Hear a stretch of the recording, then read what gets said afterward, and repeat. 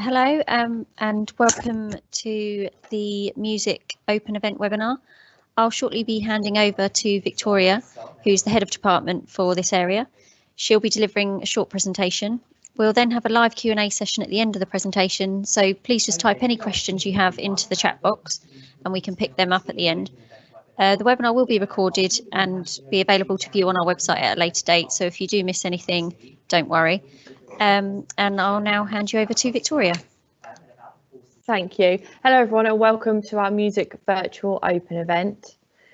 So our music courses are based over at our Welwyn Garden City campus.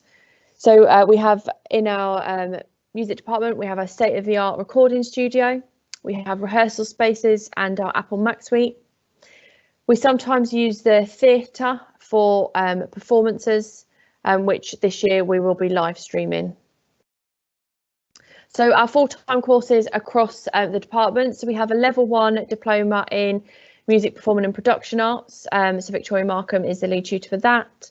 We've got a level 2 diploma in music performance and production and Ryan Tomey is our lead tutor, and then a level 3 diploma in music performance and production is Mark Dove.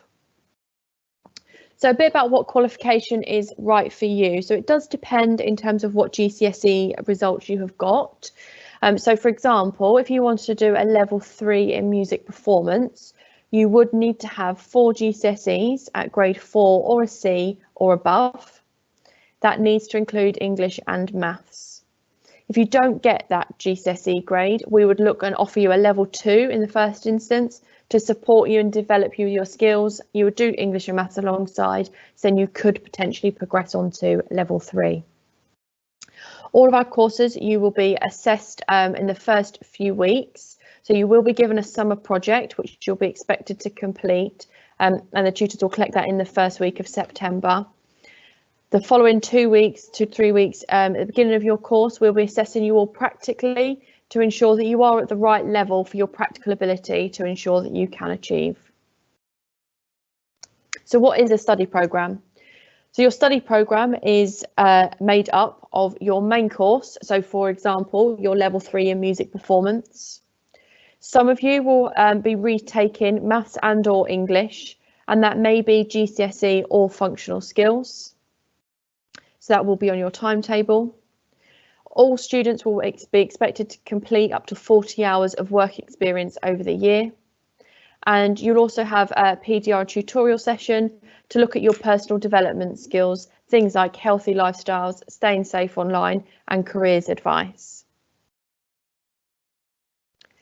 So your study programme is classed as a full-time course. All students will be expected to be engaged in learning 5 days a week. About 2.5 to 3 days a week will be in contact with the tutor in the classroom. The rest of the time will be independent directed study and online learning that you'll be expected to complete and then bring to your next lesson.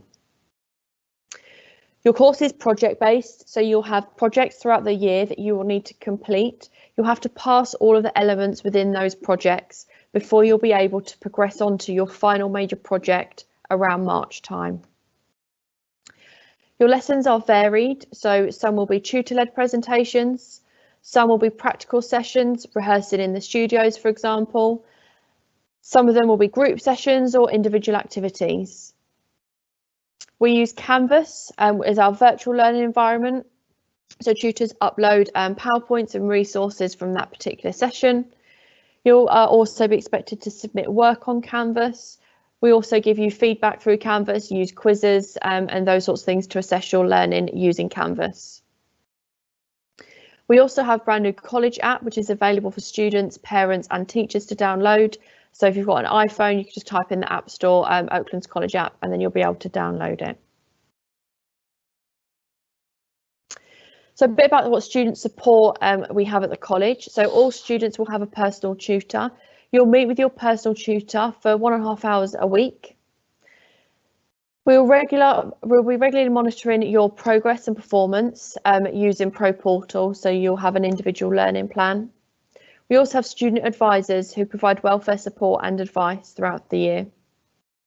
There's financial support for those who need it, and we will be in regular contact with parents and carers. So as I've said, all students will be expected to take part in work experience. We have a dedicated careers team with employability mentors who will help students find and achieve valuable and relevant work experience placements. Some of your briefs that you'll be working on throughout the year will be working with employers, so you will be able to gain some work experience hours through those briefs too. In our department, we create a professional environment that ensures the students will be fully equipped to enter the professional industry or higher education. As a result, 100% of our students progressed on to a positive destination. These are some examples of previous employees that we've worked with. We're obviously working with new employers throughout this year and it'll be ongoing. So 6 steps to starting at Oaklands College. So you'll first need to apply for a course, which you can do so on our website.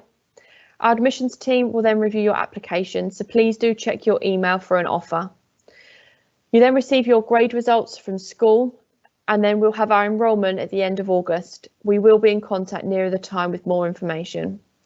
And the final stage is you starting your course with us in September.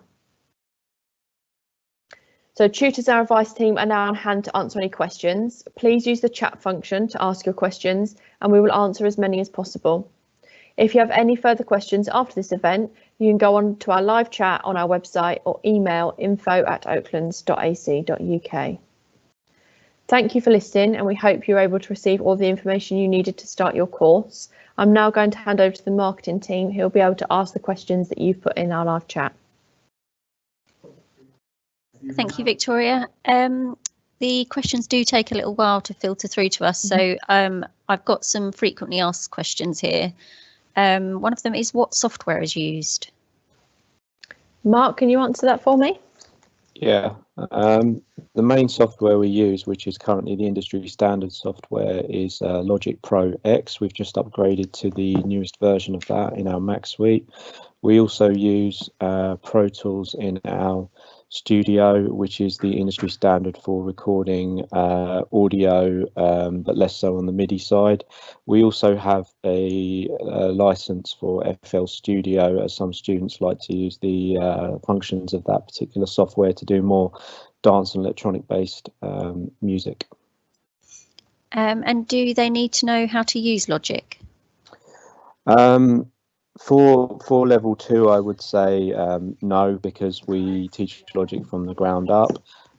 For level 3 courses, it's good if students have a basic knowledge, even if they just watch some YouTube videos, or if they've used GarageBand, which is the sort of basic version that you get with the standard Macs in school, or even if they've used Cubase on PC at school. And any kind of software experience is invaluable for level 3, as we do go into it at a slightly higher level from week 1.